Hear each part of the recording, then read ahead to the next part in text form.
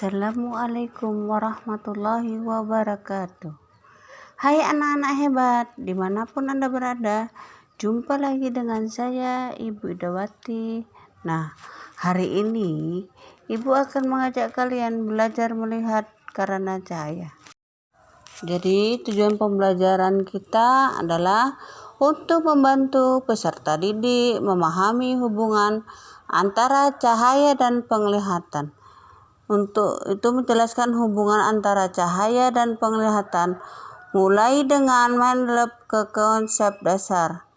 Jadi, cahaya adalah bentuk energi yang diperlukan agar kita bisa melihat. Nah, bahwa cahaya masuk melalui mata, lalu difokuskan oleh lensa mata ke retina. Di retina, cahaya diubah menjadi sinyal listrik yang dikirim ke otak, di mana sinyal ini diolah menjadi gambar seperti benda-benda di sekitarnya. Dengan jelas kita dapat melihat ada cahaya dan bisa melihat sekelilingnya. Dan apabila gelap, maka cahaya kita tidak dapat karena tempat itu gelap gulita. Nah, di sini Ibu akan memberikan materi yang akan kita pelajari.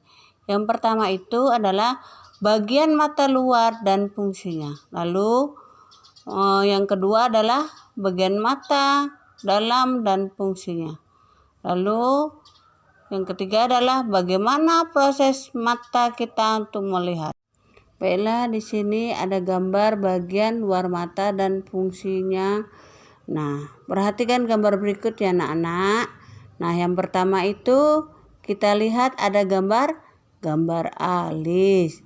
Alis itu apa gunanya? Untuk melindungi mata dari air dan keringat agar tidak masuk ke mata. Nah, yang kedua adalah lipatan mata. Lipatan mata itu untuk berfungsi membasahi bagian depan mata. Dengan air mata kita untuk bisa berkedip-kedip. Kemudian selanjutnya adalah sklera. Apa itu sklera? Sklera fungsinya adalah otot-otot yang membuat mata kita bergerak, berfungsi melindungi bagian dalam mata. Kemudian selanjutnya adalah iris. Nah, iris ini seperti lihat dalam gambar adalah iris berfungsi untuk mengatur jumlah cahaya yang akan masuk ke dalam mata kita. Nah, dan untuk yang terakhir adalah pupil. Apa itu pupil? Fungsinya adalah bagian tengah mata, tempat masuknya cahaya ke dalam mata. Nah, sesuai dengan keterangan Ibu tadi adalah agar kita bisa melihat benda-benda di sekitar kita pada saat cahaya itu terang. Dan kalau di tempat gelap, maka kita tidak dapat melihat apa-apa. Selanjutnya, bagian dalam mata dan fungsinya. Yang pertama adalah kornea. Nah, fungsi kornea mata yang pertama itu adalah selaput bening yang melindungi bagian depan mata. Fungsinya sebagai tempat masuknya cahaya ke dalam mata. Selanjutnya, bagian dalam mata dan fungsinya adalah lensa. Nah, lensa itu adalah berfungsi meneruskan dan memfokuskan cahaya yang masuk ke mata agar jatuh tepat pada retina. Nah, untuk bagian dalam mata dan fungsinya yang terakhir adalah otot siliaris. Nah, apa itu ya nak?